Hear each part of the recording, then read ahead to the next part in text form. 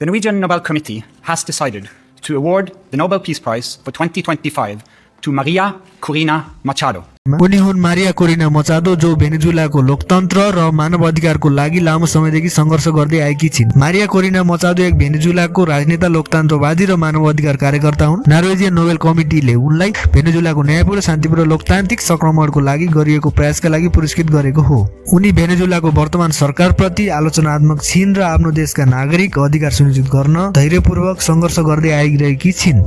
Maria Corina मचादो Nobel शान्ति पुरस्कार पाउने पहिलो भेनेजुएलाकी महिला हुन्। उनले आफ्नो जीवन लोकतन्त्र, मानव अधिकार र भ्रष्टाचार विरुद्धको लडाईँमा समर्पित गरेकी छिन्। भेनेजुएलाको सरकार अधीनस्थ अवस्थामा उनी कठोर आलोचना र विरोध गर्दै आएकी छिन्।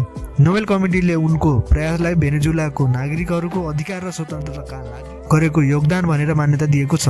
विशेष कुरा के छ भने पुरस्कार घोषणा हुने बेला मचादो अझै देशभित्र लुकीछुपी जीवनयापन गरिरहेकी थिइन्, किनकि उनी सरकारको दमनबाट डराएकी थिइन्। उनले आफ्नो पुरस्कार भेनेजुएलाको जनता र अमेरिकी राष्ट्रपति डोनाल्ड ट्रम्पलाई समर्पित गरेकी छिन्। यसको कारण भनेको उनले भेनेजुएलामा आफ्नो अभियानलाई समर्थन गर्ने र इजरायल र हमास बीच शान्ति सम्झौताका लागि ट्रम्पको बारेमा भूमिका सराहना गरेकी छिन्। उनलाई यो पुरस्कार डिसेम्बर 10, 2025 मा ओस्लो, नर्वेमा प्रदान गरिनेछ। साथीहरू, मारिया कोरिना मचादोको जीवनले हामीलाई धैर्यता, साहस र न्यायको लागि लड्ने महत्त्व सिकाउँछ। यदि तपाईलाई यो भिडियो मन पर्यो भने लाइक, सब्स्क्राइब र शेयर गर्न नबिर्सनु होला। हस्त, धन्यवाद।